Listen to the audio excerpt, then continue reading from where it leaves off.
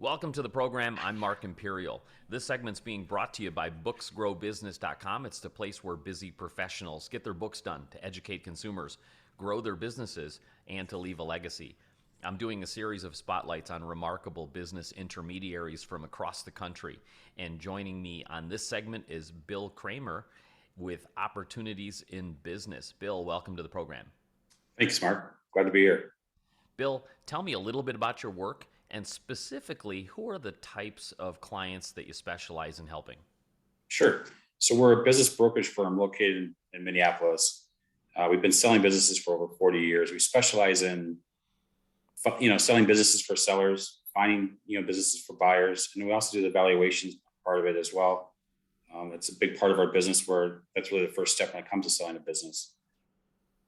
Now, the folks that are selling businesses today, I imagine they've been working for years to grow. Do they actually, build the business to sell? How much thought did they put into that? And are they underprepared by the time they reach out to you?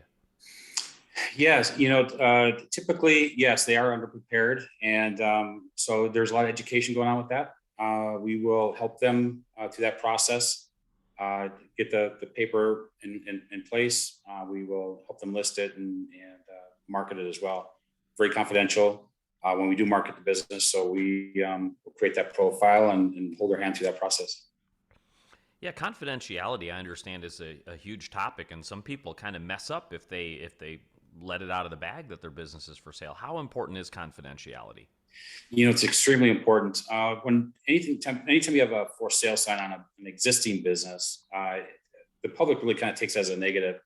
They always kind of feel maybe the business is failing. It's, just financially can't take it anymore.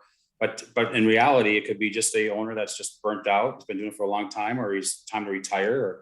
So there's lots of different reasons why a seller will sell. But for us to keep that confidential is extremely important. So you don't lose employees. You don't want the vendors talking about it. You want customers to, wonder if you're going to be open or you're going to be closed. And so nobody really is going to know that it's for sale until after the sale. So for the sellers, since this is like their first experience going through that, and they don't know what they don't know, if you were to teach them, like how far in advance should they start planning when they start thinking about selling a business, and how far in advance, and what are the big things that they kind of have to have in order to make their business look attractive and sellable? Sure. So typically they're pretty good about, getting their tax returns done on time and things like that. But so there's really about a 12-month period there where they really need to kind of tighten things up. If they're not doing monthly P&Ls, we highly recommend that they do that. If they didn't file the tax returns, or if they extended them, to really get those in place. And so it's really, that's probably the biggest thing. It's kind of like a house. I mean, you got at the restaurant, or if it's any type of a business where you're going to want to clean, you're going to want to organize, you're going to want to kind of just, make it look good for a potential buyer when they do the walkthrough. Is this really a good time to sell a business, and is it a good time to buy a business? We're in a really unique time now where we've got a couple different waves happening at the same time. You've got baby boomers going into retirement wanting to sell their businesses. You've got the great resignation, which is in the headlines, people wanting to leave their corporate jobs and go into business themselves. Is this really a good time to buy or sell a business? Well, yes and no. The baby boomers, in '07, that was going to be the big hit, and that didn't really work out so well with the market crashing, and they're really starting to ramp back up again. And then COVID hit. Now COVID's a whole different animal. With valuations, we're struggling a little bit just because the banks are so inconsistent of what they're looking for and what they're expecting, and so it is a really different time right now. We'll know a lot more in the next 6 months, but right now we're kind of shooting from the hip. What kind of myths or misconceptions do people have regarding selling a business today? Because if it's their first time, they're probably researching on Google, may not be getting the most accurate picture or information. What are the things that are probably most commonly misunderstood? Probably the biggest one is, and I don't know if it's where they got this information from, but is they'll determine their value of their business from sales. And that part really doesn't affect the value whatsoever. It's, I've dealt with companies that were, doing $10 million a year in sales, and still losing $500,000. So there's really no value to something like that. So we look at more of the cash flow scenario of what the, and that's there's a lot of different, without getting into too detail, but there's a lot of different categories that we look at. But we really look at that bottom line and what that business can support from a owner's salary, paying a new note, and a little extra for some working capital. Bill, what inspired you to become a business intermediary, and like what inspired you? How did you get started?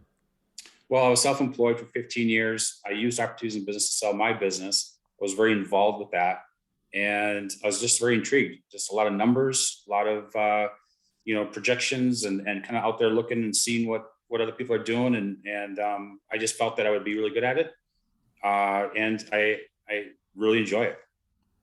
A couple more questions for you before I ask you my last question, Bill. Uh, is it easier to sell a business today than it ever has been in the past, like from financing perspectives or anything? It's kind of a mystery of the world. For buyers today, how easy is it for them to buy a business? It's actually, we're still getting deals done. You can expect as a buyer and a seller, it's going to take longer. A typical closing on a once we get an offer to the closing date, average was about 60 days. Now you're looking at more about 90 to 120 days. So it's definitely taking longer. Banks are requiring more information from the buyer. They're kind of expecting that buyer to be a little bit more qualified than say in the past. So it's still a good time to buy and a good time to sell. There's a lot of buyers out there looking, a lot of sellers looking to sell, but just be patient. It's going to take a little longer to get done. Is there anything that I didn't think to ask that you feel is important to share in regards to selling a business in today's economy?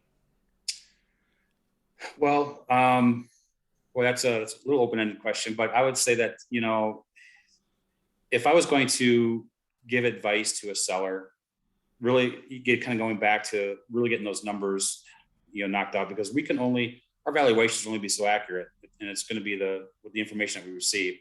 So really kind of get that in place is a big deal. And then with the buyers, get your finances in place. If just with the SBA, if you have more than 25% of equity in your home, they're going to attach that. So that would be something you'd want to get done ahead of time. And there's some things that we can do to help with that buyer and the seller to get prepared. And it's a long list really for both. So that would be another conversation that we'd want to have. For folks listening today who are considering selling their business, or somebody looking to buy a business that would like to speak with you, how do they find you, connect with you, and learn more? Sure. So our website is oybmn.com, and that stands for Opportunities in Business Minnesota. My email address is bill.kraemer, that's spelled Kraemer, at oybmn.com. You can reach me on our website. We have anywhere from 100 to 130 listings at one time. And you know what, if you had any questions or your concerns, by all means, give me a call and I can help you out with that. Bill, this has been terrific. I really appreciate you taking the time to share with my audience today, and I wish you continued success for you and for all of your clients. Well, thanks, Mark. I appreciate it. That was Bill Kraemer with Opportunities in Business. And this segment's been brought to you by booksgrowbusiness.com. It's the place where busy professionals get their books done to educate consumers, grow their businesses, and to leave a legacy. That's all for now. I'm Mark Imperial, and thanks for joining me